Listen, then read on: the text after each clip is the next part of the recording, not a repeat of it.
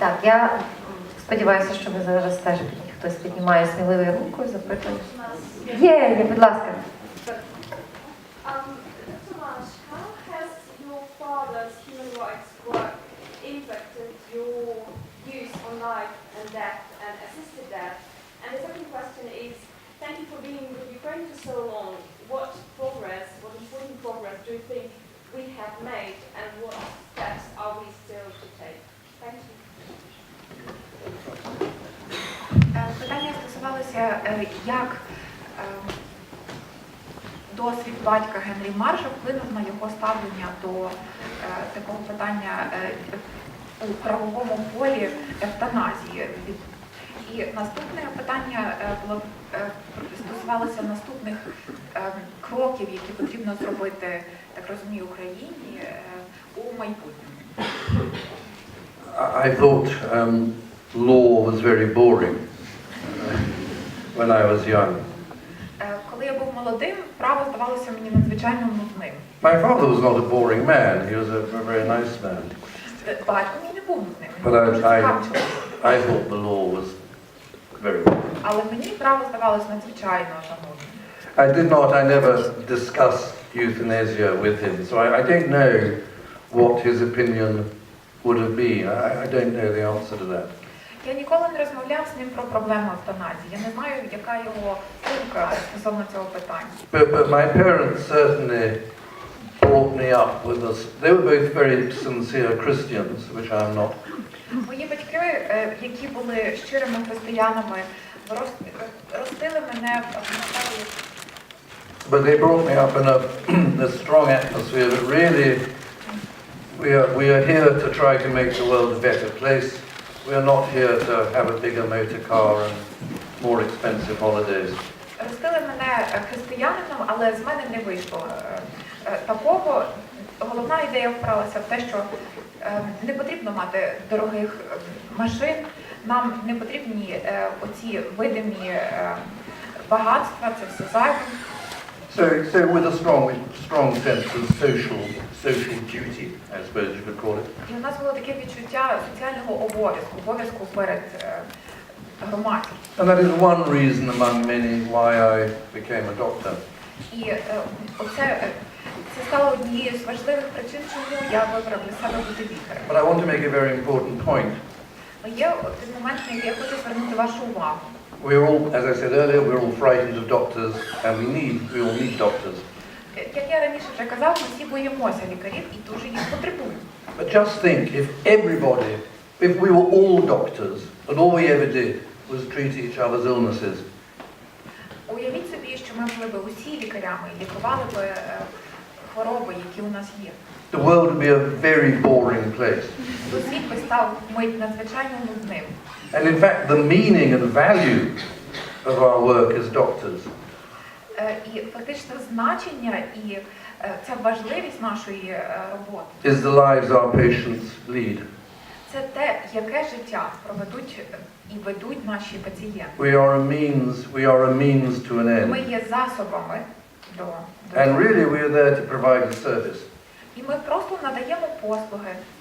But because we have so much power over our patients, Оскільки у нас така влада над нашими пацієнтами, we often turn medicine into being a service for ourselves. то ми часто зворотньо розуміємо це надання послуг і служимо не пацієнту, а собі.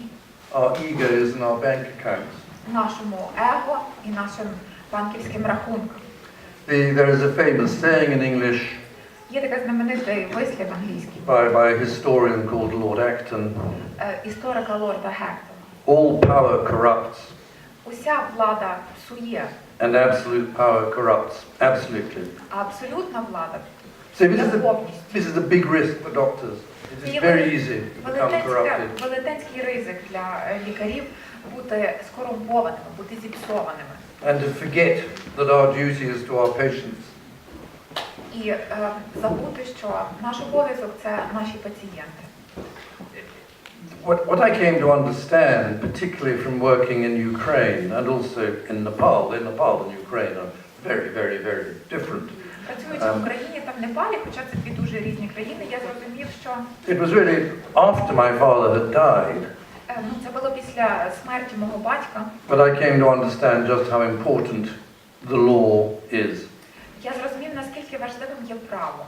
And the law, the rule of law, we call it in English, is essentially that judges are independent. І я зрозумів, наскільки важливим є верховенство права, як ми це називаємо в Англії. І такий найважливіший аспект – це незалежні судді. That justice should not be about who has paid the judge the biggest bribe. І справедливість, це встановлення справедливості, має полягати не в тому, хто заплатив судді більший хабар. Or who has most political power. Чи хто є більш впливовим з політичної точки зору. So in fact the rule of law is absolutely fundamental to a free society. Для вільного суспільства підставою є верховенство права. Це основа основ. And I wish my father was still alive. Я б дуже хотів, щоб мій батько був досі живим. So I could tell him I finally understood І я б міг йому сказати, що я нарешті зрозумів, what he devoted his life to. чому, які важливі справи він присвятив своє життя. As to progress in Ukraine, well, it's both fantastic and terrible at the same time. Що стосується другого питання, це про прогрес в Україні, про поступ в Україні. Це одночасно і фантастично, і жахливо. Who would have predicted the war 10 years ago? Who would have predicted the war? Ніхто не міг передбачити війну 10 років тому. But of course the whole point about the future is it is impossible to predict. Але вся суть в тому, що майбутнє ніхто не може передбачити. But I now that I never liked Kiev very much. I spent most of my time working in Kiev. Попри те, що я більше свого часу проводив працюючи у Києві, коли був в Україні, Київ мені не дуже подобався. But I always felt happier in your beautiful city of Lviv. Мені більше подобається в чудовому місті Львові. And it was wonderful to come here with some of my English colleagues. І мені дуже подобається зі своїми колегами англійцями приїздити сюди. And they could see just why this is such a special place. І вони одразу ж бачать, чому це таке особливе місце. There is a real sense of optimism, enthusiasm that the future could be good.